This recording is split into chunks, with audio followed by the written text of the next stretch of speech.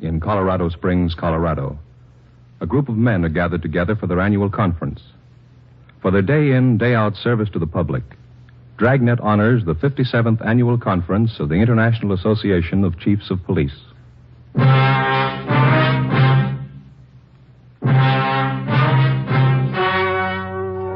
The story you are about to hear is true.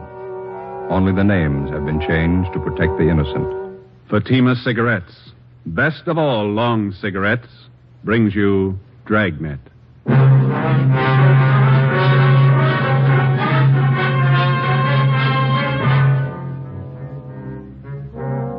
You're a detective sergeant.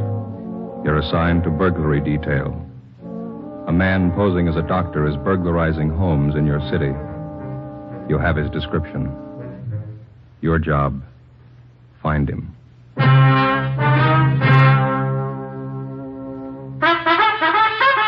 Oh, no. Ah, that's different. Yes, what a difference. In Fatima, the difference is quality. You see, Fatima is the quality king-size cigarette because it contains the finest Turkish and domestic tobaccos superbly blended. And Fatima is extra mild with a much different, much better flavor and aroma than any other long cigarette. Because of its quality, its extra mildness, its better flavor and aroma, Fatima has more than doubled its smokers coast to coast. Fatimas cost the same as other long cigarettes, but your first puff will tell you... Ah, that's different. Yes, in Fatima, the difference is quality. Ask your dealer for Fatima, the quality king-size cigarette. Best of all, long cigarettes. Start enjoying Fatima tomorrow.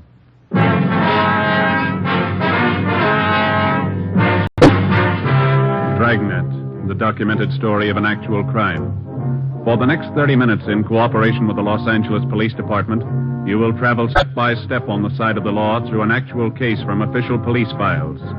From beginning to end, from crime to punishment, Dragnet is the story of your police force in action.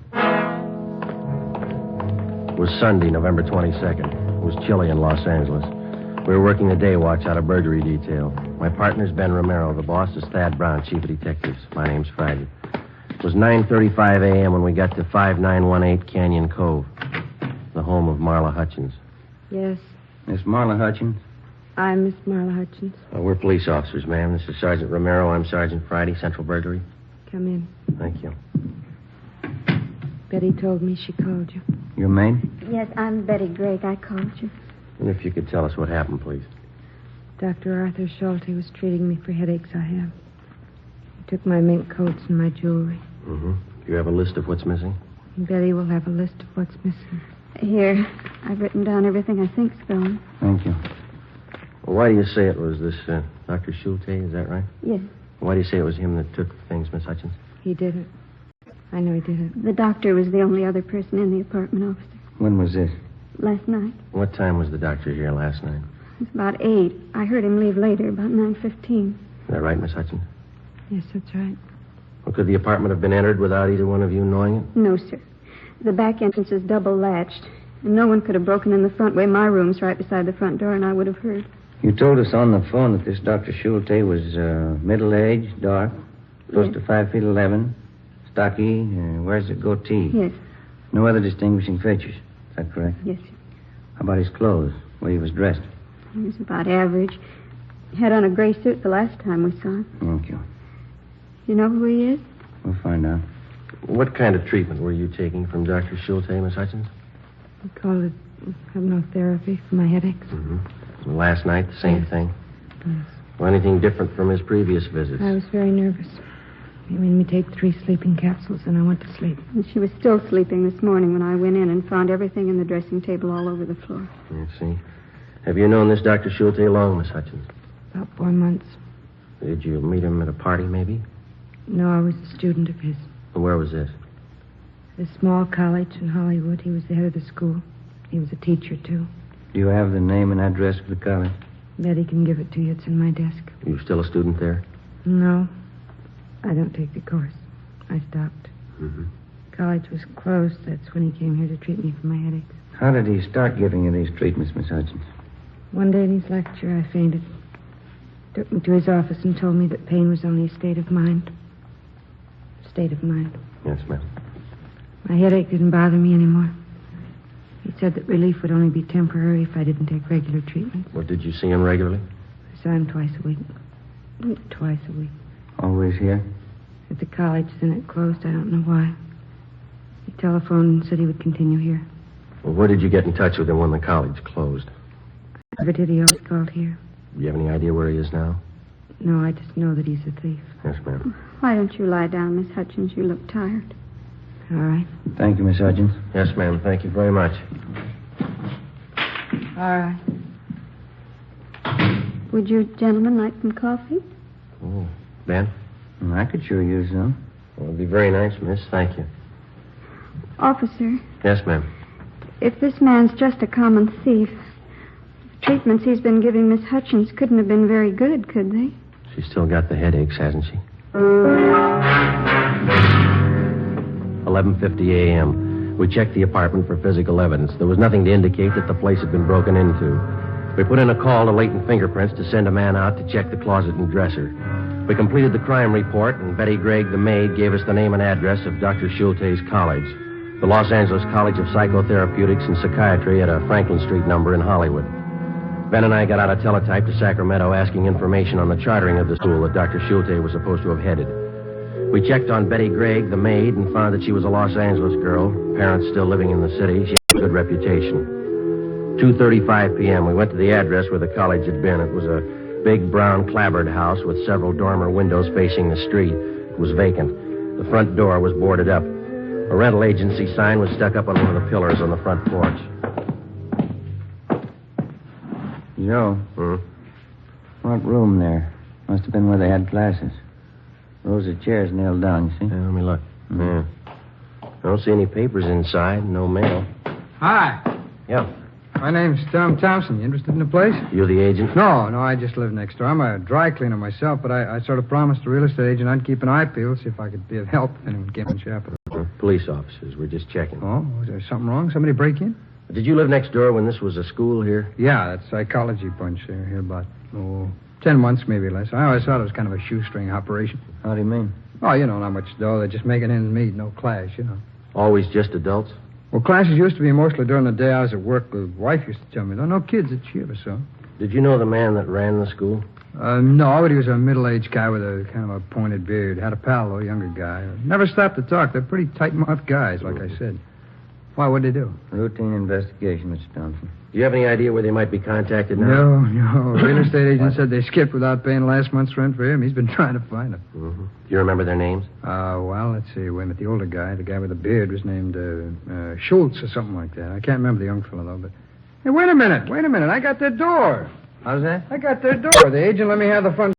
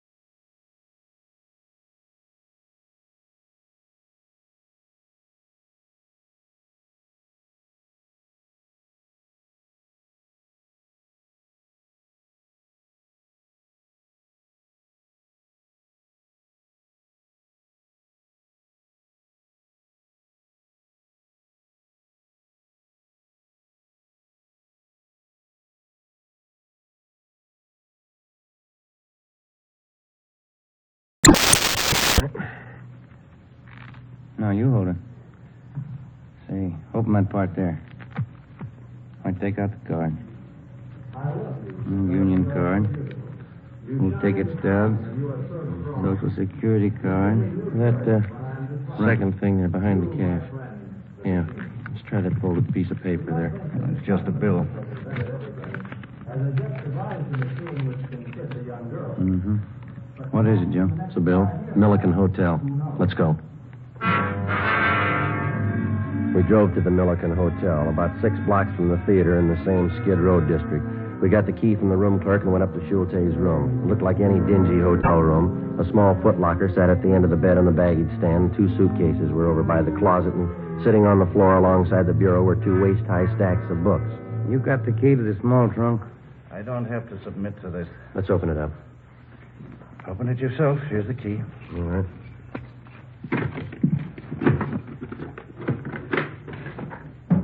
Two mink coats. I'll check the rest of the room, Joe. All right. This your property, Doctor? I'm not saying anything. Just clothes, regular stuff in the bureau. Mm-hmm. How about those suitcases over there?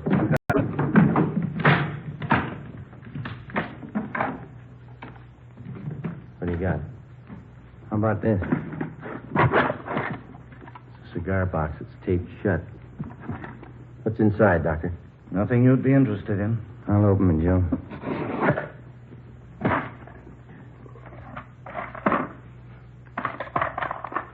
Schulte? Bracelets, rings, matched earrings. Fit our stolen property reports. These were gifts. People say you took them. They're sick. I've done them a lot of good. They know. They thank me this way. Well, People I get these things from, they know I've helped them. will you help Marla Hutchins?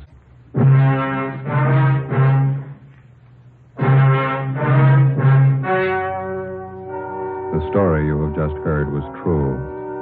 Only the names were changed to protect the innocent. Arthur Schulte, free on bail pending trial, died of natural causes on June 15th in Fresno, California. Leo Donaldson was tried and convicted of grand theft and served a term prescribed by law in the state penitentiary. And now, here is our star, Jack Webb. Thank you. When the rookie policeman becomes a full-fledged member of the department, one of the first things he becomes aware of is the time-worn tradition of the peace officer. He has pride in the men he works with, pride in his job. The men who make Fatima take great pride in their job. They, too, uphold a tradition. The Fatima tradition of quality. You see, Fatima contains the finest Turkish and domestic tobaccos superbly blended. And pack after pack, they're extra mild. If you're a long cigarette smoker like I am, and have not yet enjoyed Fatima, buy a pack tomorrow. Compare Fatima with other long cigarettes. You'll find they cost the same, but in Fatima, the difference is quality. Smoke Fatima.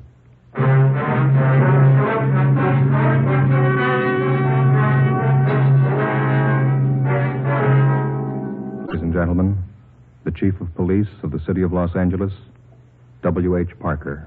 The Los Angeles Police Department awards this citation of merit to Dragnet for its authentic portrayal of cases from the files of this department, bringing great credit to the Los Angeles Police Department and its officers, and enhancing the prestige of law enforcement generally among its millions of listeners. Thank you, Chief Parker. You have just heard Dragnet, a series of authentic cases from official files. Technical advice comes from the Office of Chief of Police W.H. Parker, Los Angeles Police Department. Next, We the People. 3 chimes mean good times on NBC.